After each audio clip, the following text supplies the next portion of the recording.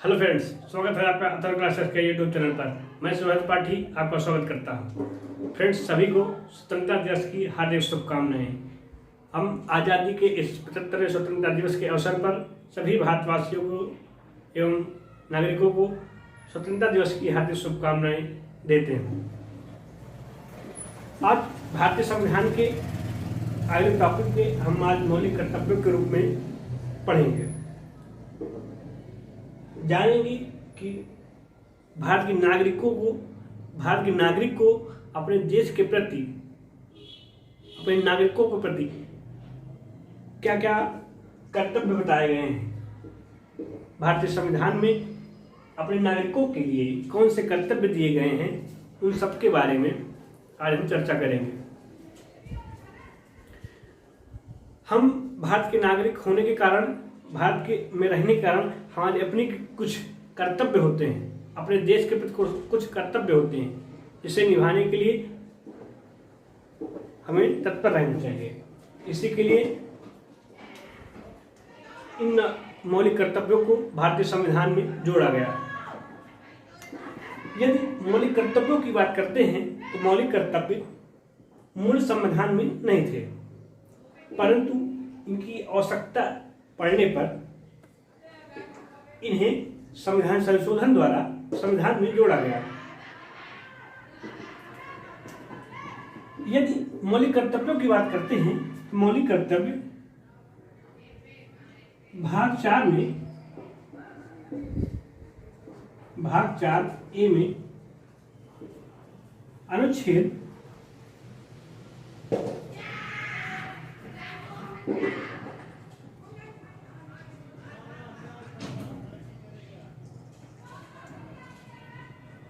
51A, भाग 4A में तथा अनुच्छेद 51A में इसे जोड़ा गया है। यदि जोड़ा गया है तो कोई संशोधन भी किया गया होगा। इस संशोधन की बात करते हैं तो 42वां संविधान संशोधन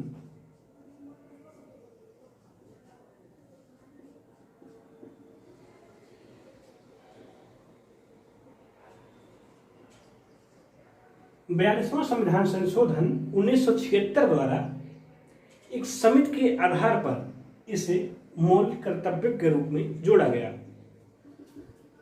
उस समिति का नाम है स्वर्ण सिंह समिति, सरदार स्वर्ण सिंह समिति। यदि इस समिति की बात करते हैं तो इस समिति ने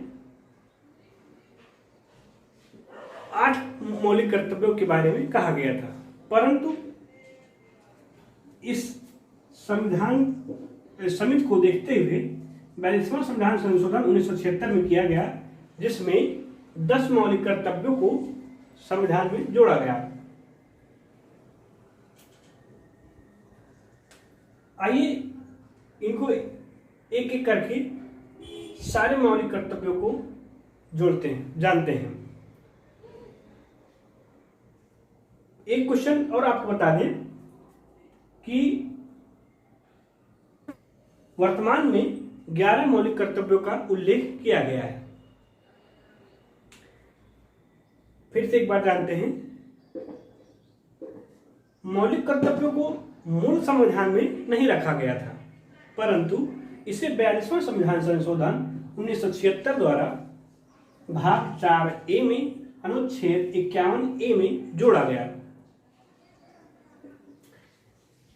जब जोड़ा गया तो उस समिति ने जो समिति बनी थी सरदार स्वर्ण सिंह की समिति के आधार पर इसमें 10 मौलिक कर्तव्यों को जोड़ा गया, परंतु 2002 आते आते एक मौलिक कर्तव्यों की आवश्यकता और पड़ी, जो 86वां संविधान संशोधन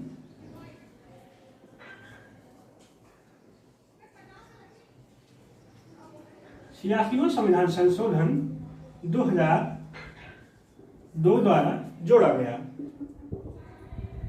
86वां संविधान संशोधन 2002 द्वारा जोड़ा गया मौलिक कर्तव्य शिक्षा के अवसर के आधार पर सभी बच्चों को शिक्षा का अवसर उपलब्ध कराना यह उनके माता पिता एवं नागरिकों का कर्तव्य होगा। यह 11वां मूल अधिकार के रूप में इसे जोड़ा गया। वर्तमान में 11 मौलिक कर्तव्य देखने को मिलते हैं। ये बहुत महत्वपूर्ण पॉइंट हैं जिन्हें विभिन्न एग्जामों में पूछा जाता है। जैसे ये भी क्वेश्चन, ये भी क्वेश्चन, ये सभी क्वेश्चन आपको किसी न किसी एग्जाम्स में जरूर दिखाई देंगे। ये सारे पॉइंट बहुत ही महत्वपूर्ण हैं, इन्हें आप याद करके रहिए। आइए अब इन मौलिक कर्तव्यों को जानते हैं और इन्हें याद भी करते हैं। आपका कर्तव्य होगा कि इन्हीं मौलिक कर्तव्यों को याद रखें और इन क्रमशः याद करें, जिससे कि क्वेश्चन यूपीएससी 2020 या 22-21 में इससे हूबहू क्वेश्चन ऐसे पूछा गया था क्रम के रूप में। तो आपका कर्तव्य होगा कि आप इसे ऐसे ही क्रम से याद करें। आइए देखते हैं।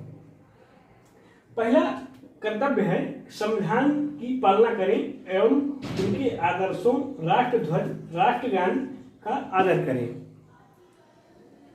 हमारा कर्तव्य है, सभी नागरिकों का कर्तव्य है कि वह संविधान की पालना करें, संविधान का पालन करें, संविधान की बताई गई बातों को माने, उनके आदर्शों को। आदर्श कौन से हैं? जो हमारे फ्रीडम फाइटर हैं, जो हमारे राष्ट्रीय आंदोलन में भाग लिए हैं, उनको आदर्शों के रूप में राष्ट्रीय ध्वज के तिरंगा के रूप में, राष्ट्रीय ध्वज तिरंगा, इसका सम्मान करें, राष्ट्रगान का आदर करें। यह हमारा पहला कर्तव्य होगा। इसमें हमें 3 बातों को याद करना है। संविधान की पालना करें, राष्ट्र ध्वज का सम्मान करें और राष्ट्रगान का। पहला कर्तव्य और 3 बातें। पहला कर्तव्य, इसमें 3 बातों को याद कर रखना है। संविधान की पालना करना है और राष्ट्र ध्वज का तथा राष्ट्रगान का आदर करना, सम्मान करना है।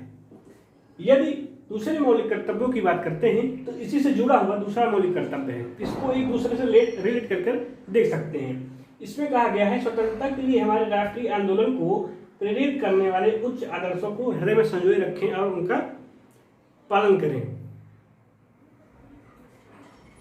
इसमें कहा गया है कि जो हमारे राष्ट्रीय आंदोलन में जो आदर्श थे, उच्च आदर्श थे, जैसे सरदार पटेल, महात्मा गांधी, भीमराव अम्बेडकर, इन सब जैसे आदर्शों को, इनका पालन करें, इनकी बताई गई बातों को हृदय में संजोए रखें, इनसे प्रेरित करने वाली बातों को ध्यान में रखें। यदि सरदार पटेल की बात करते हैं तो यूनिटी की बात करते हैं, एकता की, किस प्रकार से भारत को एक सूत्र में बांधे रख सकते हैं। इन सब का प्रयास हम सरदार पटेल की बातों से, प्रेरित करने वाली बातों को याद कर सकते हैं, उससे कुछ सीख सकते हैं। महात्मा गांधी से सीख सकते हैं, स्वराज की बात सीख सकते हैं। विकेंद्रीकरण की बात, निचले दर्जे से ऊपर तक विकेंद्रीकरण की बात हम महात्मा गांधी से सीख सकते हैं। पंचायतों का निर्माण, इन सभी का, तथा भीमराव अम्बेडकर से, जिनका संविधान के निर्माण में महत्वपूर्ण भूमिका थी। इन उच्च आदर्शों को हम हृदय में संजोए रखें और इनसे प्रेरित करने वाली बातों को याद रखें। तीसरा कर्तव्य हमारा है संप्रभुता, एकता, अखंडता की रक्षा करें एवं अक्षुण्ण रखें। इसे हम अपने प्रस्तावना वाली वीडियो में भी इसकी चर्चा किए हैं, इसे आप जाकर देख भी सकते हैं। संप्रभुता, स्वॉरेनिटी, एकता, यूनिटी, अखंडता, इन सब की बात हमने प्रस्तावना में चर्चा किया है। यह रहा हमारा मूल कर्तव्य तीसरा। चौथे की बात करते हैं तो देश की रक्षा करें तथा आह्वान किए जाने पर राष्ट्र की सेवा करें। चौथा, देश की रक्षा करें तथा आह्वान किए जाने पर राष्ट्र की सेवा करें। यदि आपसे किसी भी प्रकार के सार्वजनिक रूप से आग्रह किया जाता है कि आप राष्ट्र की सेवा में तत्पर हो, तो आपका यह कर्तव्य होगा, सभी नागरिकों का यह कर्तव्य होगा कि अपने राष्ट्र की सेवा में अपना सहयोग दें। पांचवा है, भारत के लोगों में समरसता और समान भ्रातृत्व की भावना का निर्माण करें।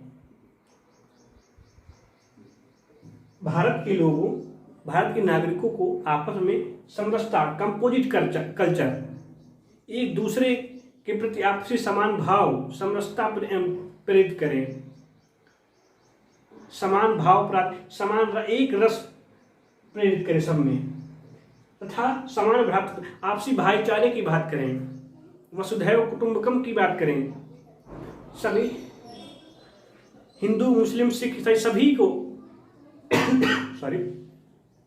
आपसी भाईचारे की बात करना चाहिए तथा इनकी भावनाओं का निर्माण करना चाहिए। ऐसे कार्य करें जिससे इन सभी भावनाओं का निर्माण हो सके।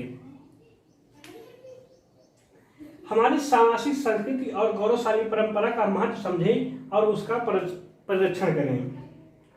हमारी संस्कृति क्या है, हमारा कल्चर क्या है, उसको जानें और उसकी गौरवशाली परंपरा को, जो हमारी कल्चर है, हमारी जो संस्कृति है, उसको पहचाने तथा जो इससे अछूत हो उसे समझाएं, अपनी संस्कृति और गौरवशाली परंपरा का महत्व समझें और सभी को समझाएं, ये आपका कर्तव्य है। प्राकृतिक पर्यावरण, वन, झील, नदी, वन्यजीव की रक्षा करें, संवर्धन करें तथा उसके प्रति दया भाव रखें। यह आपका कर्तव्य है। इसे आप राज्य के नीति निर्देशक तत्वों में भी आपने इसे पढ़ा है। अगर यदि आपने नहीं पढ़ा है तो हमारे पिछली वाली वीडियो में, जिसमें हमने राज्य के नीति निर्देशक तत्वों के बारे में बताया है, उसमें इसके बारे में जानकारी दी गई है। यदि अनुच्छेद 48 की बात करते हैं तो उसमें प्राकृतिक पर्यावरण, वन, झील एवं वन्य जीवों के संरक्षण के बारे में बताया गया है। इनके प्रति हमें उदारता का भाव, संरक्षण की भाव एवं संवर्धन की भाव रखना चाहिए। 8वां कर्तव्य है कि वैज्ञानिक दृष्टिकोण, मानववाद, ज्ञानार्जन तथा सुधार की भावना, वैज्ञानिक दृष्टिकोण रखना चाहिए। किसी भी कार्य को करें उसको अच्छे से अच्छा करने का प्रयास करें। अपना दृष्टिकोण जो हो वैज्ञानिक ढंग से हो तथा मानववाद, मानव आपस में मानववाद की विचारधारा हो, प्रगति की भावना होनी चाहिए, कंपटीशन की भावना हो, कंपटीशन द्वारा मानववाद को प्रदान किया जा सकता है तथा ज्ञान को अर्जन करने, ज्ञान को सीखने में, ज्ञान के सीखने की विधि, इसका विकास करें तथा सुधार की भावना तथा यदि कोई गलती हो तो उसे सीखने का प्रयास करें। यह हमारा मौलिक कर्तव्य है। यह 8वां मौलिक कर्तव्य है। यदि 9वां मौलिक कर्तव्य की बात करते हैं तो सार्वजनिक संपत्ति को सुरक्षित रखें तथा हिंसा से दूर रहें। यही मौलिक कर्तव्य नागरिकों को सार्वजनिक संपत्ति से सुरक्षित रखने की बात करता है तथा हिंसा से दूर रखने की बात करता है। आप किसी भी प्रकार की हिंसा न करें जिससे देश की एकता, अखंडता एवं संप्रभुता पर प्रश्न चिन्ह उठे। ऐसे किसी भी प्रकार की हिंसा से दूर रहे। यह है हमारा 9वां मौलिक कर्तव्य। 9वां मौलिक कर्तव्य सार्वजनिक संपत्ति से, जैसे सरकारी गाड़ियां, बसें, रेलगाड़ी, ट्रेन, इन सब का, ये आपकी संपत्ति है, इसे आप सुरक्षित रखें। यह आपका कर्तव्य होगा। व्यक्तिगत एवं सामूहिक रूप से उत्कर्ष की ओर आप स्वयं आगे बढ़ें एवं सामूहिक रूप सभी को साथ लेकर आगे बढ़ें, ऐसा हमारा संविधान कहता है। आप स्वयं आगे बढ़ने का प्रयास करें और साथ में अपने साथ जितने भी लोग हैं उनको भी लेकर आगे बढ़ने का प्रयास करें। यही हमारा 10वां मौलिक कर्तव्य है। 11वां मौलिक कर्तव्य, जिसको हमने 86वां संविधान संशोधन 2002 द्वारा जोड़ा गया, इसमें कहा गया कि 6 से 14 वर्ष के बच्चों को शिक्षा के अवसर 6 से 14 वर्ष के बच्चों को शिक्षा का अवसर उपलब्ध कराना, यह हर माता पिता का, हर नागरिक का, हर उस बच्चे के माता पिता का कर्तव्य होगा कि वह अपने बच्चों को शिक्षा अनिवार्य रूप से दिलाए। यह हमारा मौलिक कर्तव्य 11वें मौलिक कर्तव्य के रूप में 86वां संविधान संशोधन 2002 द्वारा जोड़ा गया। अच्छा, आपके मन में विचार आ रहा होगा कि यदि हम इन मौलिक कर्तव्यों को नहीं मानते हैं तो क्या इसके रूप में हमें कोई सजा का प्रावधान दिया गया है?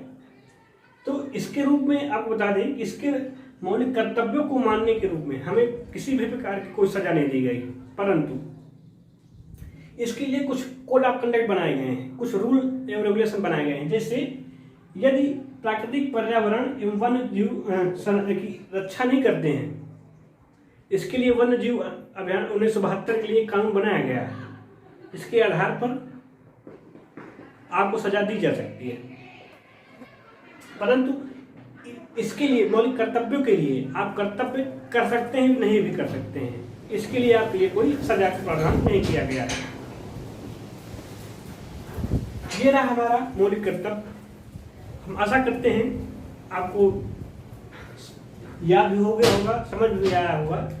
यदि वीडियो अच्छी लगे वीडियो को लाइक करें, शेयर करें और कमेंट करें तथा चैनल को सब्सक्राइब करें। जय हिंद, जय भारत।